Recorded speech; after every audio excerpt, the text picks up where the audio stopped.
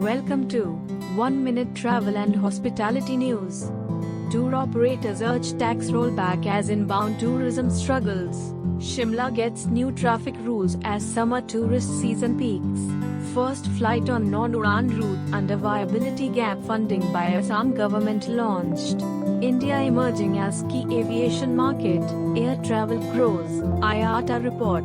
Uttarakhand, Kedarnath sees continuous snowfall. Travel advisory issued for pilgrims.